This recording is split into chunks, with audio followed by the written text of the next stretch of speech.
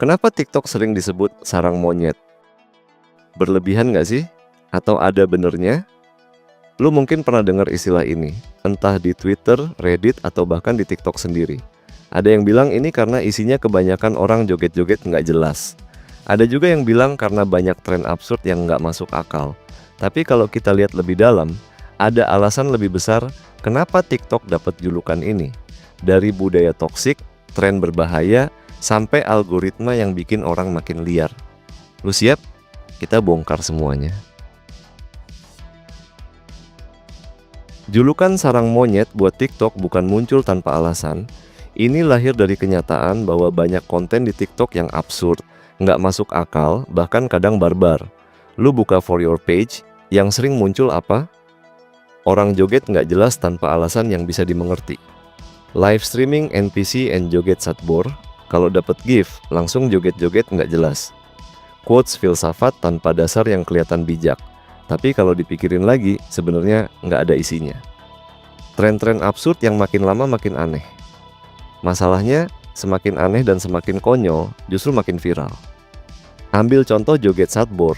Lu pasti pernah lihat orang live di TikTok, diem aja, tapi begitu ada yang kasih gift, mereka langsung joget-joget nggak jelas. Kenapa mereka lakuin itu? Ya karena mereka dapat duit dari setiap gift yang masuk. Makin liar jogetnya, makin aneh ekspresinya, makin banyak yang penasaran dan nonton, alhasil makin banyak juga yang ikutan tren ini. Live streaming kayak gini sekarang bertebaran di TikTok, dan nggak cuma joget satbor. Ada juga live streaming pura-pura jadi NPC.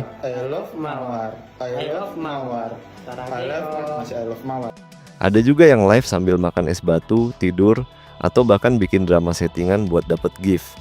Tapi anehnya, yang nonton bisa ribuan, bahkan jutaan orang. Selain live absurd, ada juga tren quotes filsafat tanpa dasar. Lu pasti pernah lihat akun-akun yang suka ngepost kata-kata kayak, jangan mengejar dunia, biarkan dunia mengejar kita. Jika angin berhembus ke timur, janganlah melawan ke barat, karena itu sudah takdir. Hidup adalah kehilangan dan menemukan, tetapi terkadang kita tidak tahu apa yang kita cari. Kalimat-kalimat ini terdengar keren, tapi kalau lu coba renungin, maksudnya apa? Banyak orang asal bikin quotes yang kelihatan puitis, tapi sebenarnya nggak ada maknanya. Mereka nggak peduli apakah itu benar atau enggak, yang penting bisa viral. Gue juga lihat fenomena Jawa tuh Mekah yang lagi rame di TikTok. Tren ini sebenarnya contoh lain dari konten absurd yang viral gara-gara algoritma dan FOMO. Buat yang belum tahu, konsepnya simple. Ada akun-akun yang live streaming jalan kaki, katanya dari Jawa ke Makkah. Biasanya mereka cuma nunjukin pemandangan jalanan sambil kasih narasi kayak lagi beneran dalam perjalanan spiritual. Masalahnya, sebagian besar ini cuma prank atau clickbait buat ngejar gift. Banyak yang percaya dan ngasih donasi, padahal kalau lu cek, jalannya itu-itu aja. Ada yang ketahuan muter-muter di satu tempat doang, bahkan ada yang live sambil duduk doang, tapi judulnya tetap jalan kaki ke Mekah, bantu support. Dan yang bikin miris, banyak orang yang tertipu dan rela ngeluarin duit buat support sesuatu yang nggak jelas. Fenomena kayak gini nunjukin beberapa hal. 1. Orang gampang percaya sama sesuatu yang kelihatan dramatis atau spiritual. 2. Banyak kreator yang manfaatin kepercayaan orang buat dapetin uang instan. 3. TikTok makin kebanjiran tren-tren yang sebenarnya nggak ada faedahnya. Dan selama masih banyak yang nonton dan ngasih gift, konten-konten absurd kayak gini bakal terus bermunculan. Jadi, kalau ada yang bilang TikTok itu sarang monyet, itu karena platform ini udah jadi tempat di mana orang rela ngelakuin hal-hal paling nggak masuk akal, cuman demi viral dan dapet duit. Sekarang, lu mungkin mikir, kok bisa sih konten absurd kayak gini justru yang paling viral? Jawabannya ada di algoritma TikTok, budaya FOMO, dan obsesi orang buat terkenal instan. TikTok nggak peduli konten lu berkualitas atau enggak. Yang penting, kalau itu bisa bikin orang nonton lebih lama, komen, dan share, maka itu bakal di-push ke lebih banyak orang. Makanya, konten yang aneh, absurd, atau bahkan nyebelin justru sering viral. Misalnya, live joget satbor.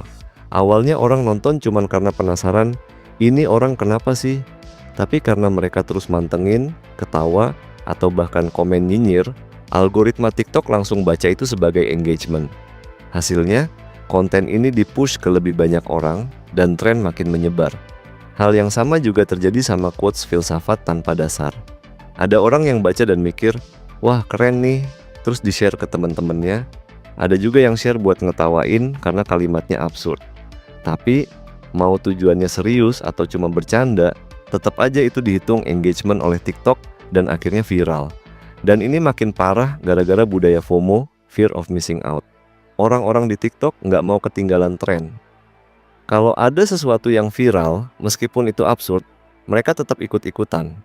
Makanya, awalnya cuma 1-2 orang, tapi begitu ada yang sukses, dapat banyak viewers dan gift, orang lain langsung coba ngikutin. Bahkan quotes filsafat asal-asalan juga berkembang gara-gara banyak orang yang pengen kelihatan deep atau relate sama sesuatu.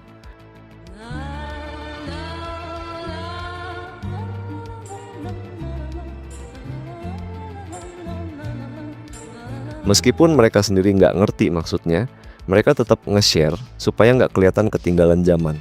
Tapi alasan utama kenapa semua ini terus terjadi adalah karena obsesi orang buat terkenal instan. Dulu, kalau lu mau terkenal, lu harus punya bakat atau kerja keras bertahun-tahun. Sekarang, lu bisa viral dalam semalam cuman dengan joget asal atau ngomong kata-kata random. Dan karena semua orang pengen terkenal dan dapat duit dari TikTok, mereka rela ngelakuin apa aja, yang penting kontennya bisa viral. Masalahnya, ini semua bikin standar konten makin turun. Yang dulu dianggap aneh, sekarang jadi biasa aja. Yang dulu nggak masuk akal, sekarang justru jadi tren. Makanya, TikTok makin lama makin absurd. Dan selagi ada yang nonton, tren-tren kayak gini nggak bakal berhenti. Lu mungkin mikir, ya udahlah, biarin aja. Toh ini cuma hiburan. Tapi masalahnya, konten absurd di TikTok bukan sekadar hiburan. Ada dampak buruk yang lebih gede dari yang kita sadari. Pertama, banyak orang jadi kecanduan konten receh dan nggak bisa fokus sama hal yang lebih penting. TikTok itu didesain buat bikin orang scroll terus tanpa sadar. Setiap kali lu nonton video, algoritma langsung nyariin konten lain yang bisa bikin lu betah lebih lama. Alhasil, lu bisa ngabisin berjam-jam cuma buat nonton orang joget sadbor, live streaming NPC atau quotes filsafat yang sebenarnya nggak ada maknanya. Dan ini bikin banyak orang kehilangan produktivitas. Harusnya bisa belajar, kerja, atau ngelakuin hal yang lebih berguna, malah kebuang waktunya cuma buat ngeliatin konten absurd. Kedua, TikTok bikin standar kesuksesan jadi makin aneh. Dulu orang terkenal karena bakat, kerja keras, atau pencapaian. Sekarang, lu bisa viral cuman dengan joget nggak jelas atau live streaming diem doang. Anak-anak kecil yang tumbuh di era ini jadi mikir, buat sukses, gua nggak perlu usaha banyak, cukup bikin hal-hal konyol yang viral. Akhirnya, mereka lebih milih buat ngejar popularitas instan dibanding ngembangin skill yang beneran berguna. Ketiga, TikTok ngebentuk pola pikir konsumtif. Fitur GIF di TikTok bikin banyak orang lebih gampang ngeluarin duit buat hal-hal yang sebenarnya nggak penting. Lu pernah lihat nggak? Orang-orang yang ngabisin ratusan ribu, bahkan jutaan rupiah, cuma buat nge-GIF streamer yang lagi joget sadbor. Mereka ngeluarin duit bukan buat sesuatu yang bermanfaat, tapi buat ngehibur orang yang sebenarnya nggak ngasih value apa-apa balik ke mereka. Dan ini bahaya, karena banyak yang akhirnya ketagihan nge-GIF, bahkan ada yang sampai ngorbanin duit kebutuhan cuma buat dapat perhatian dari streamer favoritnya. Keempat, TikTok bikin banyak orang kehilangan empati. Banyak konten yang viral di TikTok sebenarnya eksploitasi orang lain. Ada yang sengaja bikin prank keterlaluan, ada yang pura-pura miskin buat dapat donasi, ada yang bikin drama settingan supaya dikasihani. Semua ini bikin orang jadi makin sulit bedain mana yang real, mana yang cuma settingan buat viral. Makanya, fenomena absurd di TikTok ini bukan sekadar lucu-lucuan. Di balik itu ada dampak negatif yang pelan-pelan ngeubah cara orang mikir, cara orang ngelihat kesuksesan, bahkan cara orang ngeluarin uang. Dan kalau ini dibiarkan terus, bukan nggak mungkin generasi yang tumbuh dengan TikTok bakal lebih terobsesi sama popularitas instan dibanding ngelakuin hal yang beneran bermakna. Sekarang pertanyaannya, kita bisa apa? TikTok udah kebanjiran konten absurd, algoritmanya emang ngedorong yang viral, dan makin banyak orang yang terjebak di dalamnya. Tapi bukan berarti kita nggak bisa ngapa-ngapain.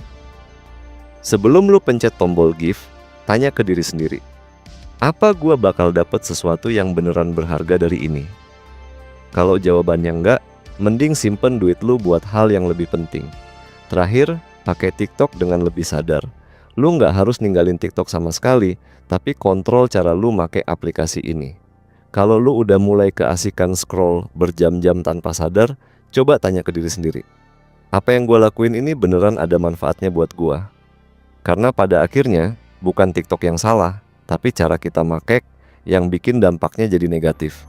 Dan kalau kita bisa lebih sadar dalam konsumsi konten, setidaknya kita nggak bakal jadi bagian dari sarang monyet yang cuman ngejar viral tanpa mikirin dampaknya.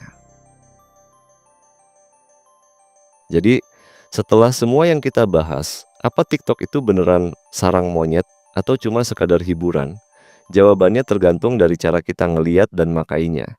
Faktanya, TikTok nggak sepenuhnya buruk. Ada banyak konten berkualitas, edukatif, dan inspiratif di sana. Tapi, di sisi lain, TikTok juga jadi tempat berkembangnya tren absurd yang bikin banyak orang kecanduan hiburan kosong. Masalahnya, yang paling viral justru seringkali yang paling nggak masuk akal. Semuanya ada karena algoritma lebih ngedukung engagement dibanding kualitas. Dan selama masih banyak yang nonton, selama masih banyak yang komen dan share, konten-konten kayak gini bakal terus ada. Jadi, sekarang tinggal kita yang milih mau jadi bagian dari sarang monyet yang ngejar viral dengan cara absurd, atau jadi penonton yang lebih sadar dan selektif dalam konsumsi konten. Karena pada akhirnya TikTok cuman alat, yang bikin berfaedah atau enggaknya ya kita sendiri.